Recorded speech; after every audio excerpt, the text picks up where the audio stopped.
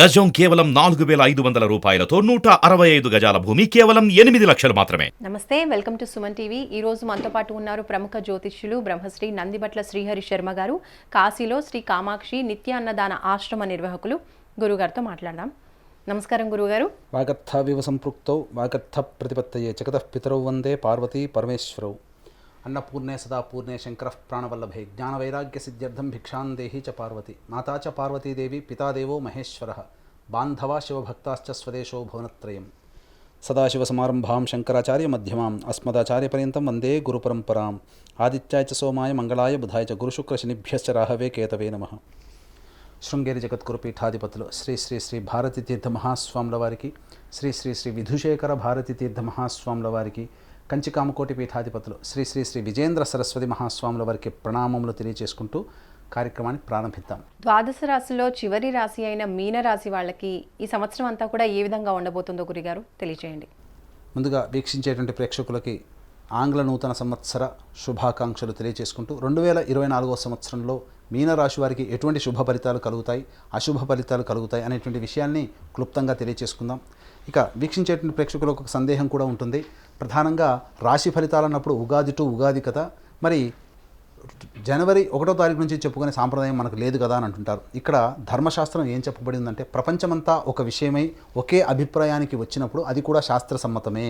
కాబట్టి ప్రపంచమంతా కూడాను నూతన ఆంగ్ల సంవత్సరంగా జనవరి 1వ తారీఖు నుంచి లెక్క పెట్టుకుంటుంది. కాబట్టి మనము కూడా ఈ సంబంధించినటువంటి గ్రహాల యొక్క స్థితిగతులని అంచనా వేసుకుంటూ జనవరి 1 నుంచి డిసెంబర్ 31వ తారీఖు వరకు ఉన్నటువంటి గ్రహాల యొక్క సంచారాన్ని అనుసరించి మనం ఈ సంబంధించినటువంటి రాశి ఫలితాలు మనం చెప్పుకుంటున్నాం. కాబట్టి దీన్ని ఆ విధంగానే ఆంగ్ల సంవత్సర ఫలితాలుగానే మనం భావిస్తూ మనం తెలియజేసుకుందాం.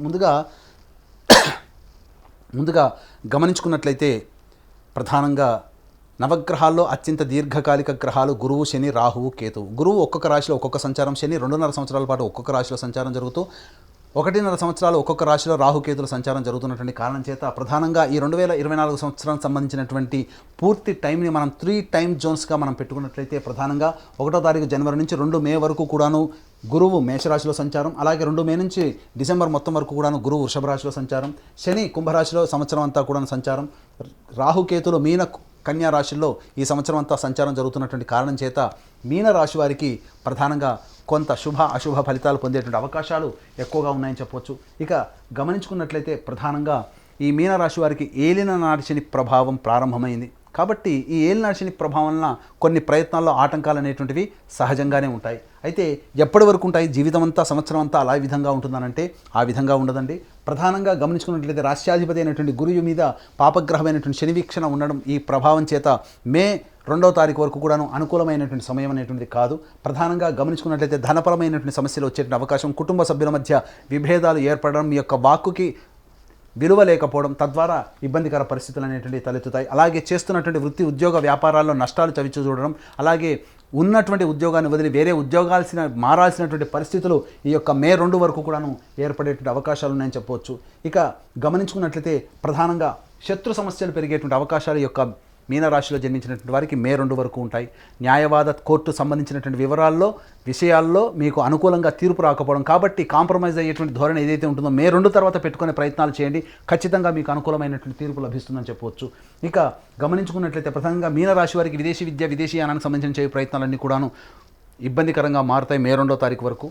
ఇక మీనరాశిలో రాష్ట్రాధిపతికి సంబంధించినటువంటి వృత్తులైనటువంటి ఆహార ఉత్పత్తులు కావచ్చు, ఎఫ్ఎంసీజీ రంగంలో కావచ్చు, కళాశాల యాజమాన్యము, బంగారు వ్యాపార రంగంలో ఉన్నటువంటి వారికి ఆశించిన మేర ఫలితాలు లభించవు. కాబట్టి ప్రధానంగా ఈ రంగంలో చెప్పబడినటువంటి రంగంలో ఉన్నటువంటి వారు నూతన వ్యాపార విస్తరణ కావచ్చు, నూతన వ్యాపార బ్రాంచులు ఏర్పాటు చేయడం కానీ మే 2 తర్వాత పెట్టుకునేటట్టయితే మంచి జరుగుతుంది. అలాగే ప్రధానంగా ఈ మీనరాశిలో జన్మించినటువంటి సినీ రంగంలో ఉన్నటువంటి వారికి కొంత ఇబ్బందికర పరిస్థితులు ఎదురయ్యేటువంటి అవకాశాలు ఉంటాయి. అంది వచ్చినటువంటి అవకాశాన్ని మీరు వినియోగించుకోలేకపోతారు, తద్వారా మీరు మిస్ అవుతారు. మీరు మిస్ అయినటువంటి ప్రాజెక్టులన్నీ కూడాను బయట చేసినటువంటి వ్యక్తులకి గౌరవం లభిస్తుంది. ఎందుకు మిస్ చేసుకున్నాను అనేటువంటి ఆలోచన మీకు మిస్ చేసుకున్న తర్వాత తెలుస్తుంది. కాబట్టి మీరు తీసుకునేటువంటి నిర్ణయాల్లో ఆచితూచి స్పందించే నిర్ణయం తీసుకున్నట్లయితే మీనరాశిలో జన్మించినటువంటి సినీ రంగ ప్రముఖులకి మంచి ఆదాయం లభిస్తుంది, మంచి కీర్తి ప్రతిష్టలు పొందుతారని చెప్పొచ్చు. ఇక ప్రధానంగా చూసుకున్నట్లయితే రాజకీయ రంగంలో ఉన్నటువంటి వారికి మే 2 వరకు కూడాను అనుకూలమైనటువంటి సమయం కాదు. కాబట్టి ఎక్కువగా శ్రమ కోర్చితే తప్ప నిజాయితీతో కనుక ఉంటేనే రాజకీయ రంగంలో ఉన్నటువంటి వారికి కీలకమైనటువంటి పదవి ఈ మే 2 లోపల లభిస్తుంది. కాబట్టి నిజాయితీతో ఉండండి, చక్కటి పదవి మీకు లభిస్తుంది ఈ మీనరాశిలో జన్మించినటువంటి పొలిటికల్ లీడర్స్కి. ఇక గమనించుకున్నట్లయితే ప్రధానంగా ఎప్పుడు కూడా ఈ విధంగా కష్టాలు నష్టాలు అంటారా, ఎప్పుడు కూడాను కష్ట నష్టాలు ఉండవు. పగలు ఉంటుంది, రాత్రి ఉంటుంది. అయితే అనుకూలమైనటువంటి సమయం అంతా కూడాను మే 2 తర్వాత ప్రారంభమవుతుంది. మీనరాశికి తృతీయ స్థానంలో గురు సంచారం వృషభ రాశిలోకి సంచారం జరుగుతుండడం, ఈ కారణం చేత శని ప్రభావం నుంచి గురువు విడిపడిపోవడం, తద్వారా మొక్కవోని ఆత్మధైర్యంతో మీరు ముందడుగు వేస్తారు. మీకు ఎవరు కూడాను అన్ని రకాలైనటువంటి సహాయ సహకారాలు ఇతరుల నుంచి మీరు పొందుతారు. అలాగే సినిమా రంగంలో ఉన్నటువంటి వారికి మే 2 తర్వాత మంచి అవకాశాలు లభిస్తాయి. తద్వారా మంచి ప్రాజెక్ట్స్లో మీడియా రంగంలో ఉన్నటువంటి వారు, సినిమా రంగంలో ఉన్నటువంటి వారు మంచి ఫలితాలు పొందుతారని చెప్పవచ్చు. ఇక గమనించుకున్నట్లయితే ప్రధానంగా ఈ సంబంధించినటువంటి మీనరాశి వారికి వివాహ సంబంధమైనటువంటి విషయాలు ఏవైతే ఉంటాయో మే 2 తర్వాత మీరు చేసేటువంటి ప్రయత్నాల్లో మీకు కొలిక్కి వచ్చి మీకు జీవిత భాగస్వామి లభించే అవకాశం ఎక్కువగా ఉంటుంది. అలాగే మే 2 వరకు ఇబ్బంది పడుతున్నటువంటి భాగస్వాముల మధ్య విభేదాలు కావచ్చు, జీవిత భాగస్వామి మధ్య విభేదాలు కావచ్చు, అవన్నీ కూడాను తొలగిపోయి చక్కటి ఆనందకరమైనటువంటి జీవితాన్ని మీ జీవిత భాగస్వామితో, చక్కటి వ్యాపారాన్ని మీ యొక్క వ్యాపార భాగస్వామితో మీరు పొందుపరుచుకుంటారు. తద్వారా మీరు జీవితాంతం కూడా గుర్తుండిపోయే విధంగా ఈ 2024 మీకు ఉంటుందని చెప్పడంలో సందేహం లేదు. ఇక గమనించుకున్నట్లయితే ఇటు యొక్క గురు యొక్క ప్రభావం ప్రధానంగా ఉద్యోగం స్థానం మీద కూడా ప్రభావితం చూపుతుంది. అనుకున్నటువంటి ఉద్యోగం మే 2 లోపల మీరు పొందకపోయినా మంచి ఉద్యోగంలో స్థిరపడతారు. కాబట్టి ఉద్యోగ బదిలీలు కావచ్చు, నూతన ఉద్యోగాన్ని ప్రారంభించాలి అనుకునే మీనరాశి వాళ్ళు మే 2 తర్వాత ప్రయత్నాలు చేయండి, తప్పకుండా మంచి ఫలితాలు పొందుతారు. ఇక అంది వచ్చినటువంటి అవకాశాలని అందిపుచ్చుకునే విధంగా మీరు ఎన్ని పుచ్చుకున్నప్పటికీ కూడా ప్రధానంగా కాలం కలిసి రావాలి కదా, ఆ కాలం మీకు డిసెంబర్ లోపల మీకు కలుగుబోతుంది. 21 అక్టోబర్ నుంచి 31 డిసెంబర్ వరకు ఉన్నటువంటి కాలము అనుకూలమైనటువంటి కాలం. సర్వ విధాలుగా మీనరాశిలో జన్మించినటువంటి వారికి సంపూర్ణమైనటువంటి యోగ్యత కలుగుతుంది. మీ యొక్క సంతానం అభివృద్ధిలోకి రావడం మీరు ఆనందించేటువంటి విషయంగా చెప్పవచ్చు. అలాగే ఆరోగ్యంతో ఇబ్బంది పడేటువంటి వాళ్ళకి ఆరోగ్య సంబంధించినటువంటి ఇబ్బందులు తొలగిపోయి ఆనందకరంగా జీవితాన్ని పొందేటువంటి అవకాశం ఉంటుంది. మంచి వైద్యుడు కానీ మంచి మందు కానీ మీకు 21 అక్టోబర్ నుంచి డిసెంబర్ లోపల మీకు అందుబాటులోకి వస్తుంది. తద్వారా మీరు అనుభవిస్తున్నటువంటి రోగాలకి చెక్ పెట్టేటువంటి అవకాశం డిసెంబర్ 31 లోపల, అనగా 21 అక్టోబర్ నుంచి డిసెంబర్ 31 లోపల కలుగుతుందని చెప్పవచ్చు. ఇక గమనించుకున్నట్లయితే ఈ మీనరాశి వారికి ఎన్ని ఇబ్బందులు లేనప్పటికీ కూడాను రాహుగ్రహ ప్రభావం చేత అమితమైనటువంటి ఆత్మవిశ్వాసంతో ముందడుగు వేస్తారు. అదే మీ యొక్క ఆయుధంగా మీరు ఉపయోగించుకోండి. తద్వారా మీ ఆత్మవిశ్వాసాన్ని ఎక్కడా కోల్పోకుండా మీరు కనుక ప్రయత్నం చేసినట్లయితే చక్కటి జీవితాన్ని మీరు పొందుతారని చెప్పవచ్చు. మే 2 వరకు కూడాను ప్రధానంగా అనుకూలమైనటువంటి సమయం కాని కారణం చేత గొప్ప గొప్ప ప్రయత్నాలు చేపట్టకుండా ఉండడమే చాలా మంచిది.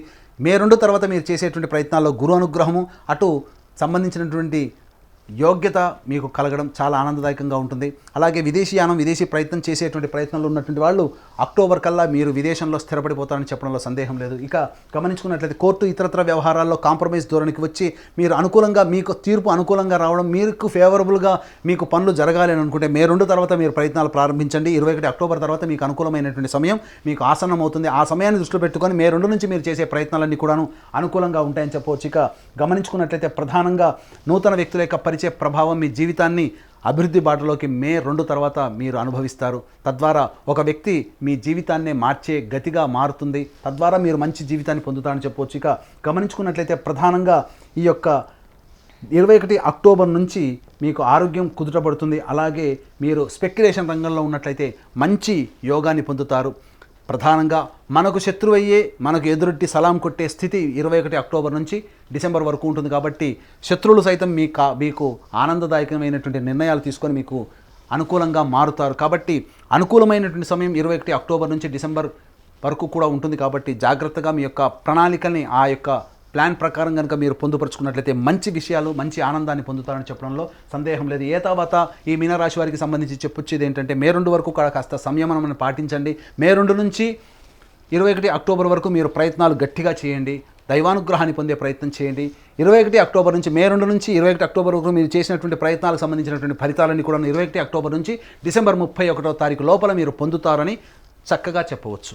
మీనరాశి వాళ్ళు చేయవలసిన దైవారాధన గురించి తెలియజేయండి గురుగారు. మీనరాశి వారు దేవతారాధన, ప్రధానంగా సుబ్రహ్మణ్య స్వామి ఆరాధన చేయాలి, అమ్మవారి ఆరాధన చేయాలి. కాబట్టి మీకు సమస్య కలిగినప్పుడు అమ్మవారికి సంబంధించి ప్రతిరోజు కూడాను సంధ్యా సమయంలో అమ్మవారి పసుపుతో అమ్మవారి గౌరీ ముద్దను తయారు చేసుకొని గౌరీ సహస్రనామాన్ని పారాయణం చేసి 3 ముత్తైదులకి అలంకరణ వస్తువులు ఇవ్వండి.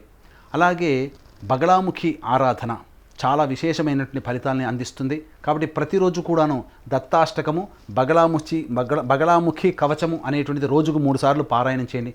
కష్టము కలిగినప్పుడల్లా ఈ విధమైనటువంటి దైవ అనుగ్రహాన్ని పొందే ప్రయత్నంలో భాగంగా చెప్పినటువంటి పరిహారాలని ఒక 21 రోజుల పాటు పాటించండి. తప్పకుండా మీకు మంచి జరుగుతుంది. అలాగే ప్రతి మనిషి కూడాను ఆనందంగా ఉండాలని అనుకోవడంలో తప్పు లేదు. 2023లో పడ్డటువంటి కష్టాలు 2024లో పడకూడదు, నష్టాలు 2024లో చవి చూడకూడదు. అలాగే జీవితంలో మంచి మంచి నిర్ణయాలు తీసుకొని జీవితం అందుబాటులో ఆనందంగా ఉండాలనేటువంటి ఆలోచన ప్రతి ఒక్క వ్యక్తి చేస్తాడు. అయితే ఈ సంబంధించినటువంటి చేయు ప్రయత్నాల్లో రవ్వంత దైవతానుగ్రహం కూడా కావాలి. ఎందుకంటే మనిషి ఎంత ప్రయత్నం చేసినప్పటికీ కూడాను గ్రహాలు అనుకూలంగా లేనప్పుడు వచ్చే ఇబ్బందులు చెప్పనలవి కావు. కాబట్టి మీ యొక్క సంకల్పం నెరవేరాలనేటువంటి ఒక సదుద్దేశంతో మా పీఠం ఆధ్వర్యంలో ప్రతి నెల 21 రోజుల పాటు సంకల్ప సిద్ధి హోమాదులు అనేటువంటివి జరుగుతాయి.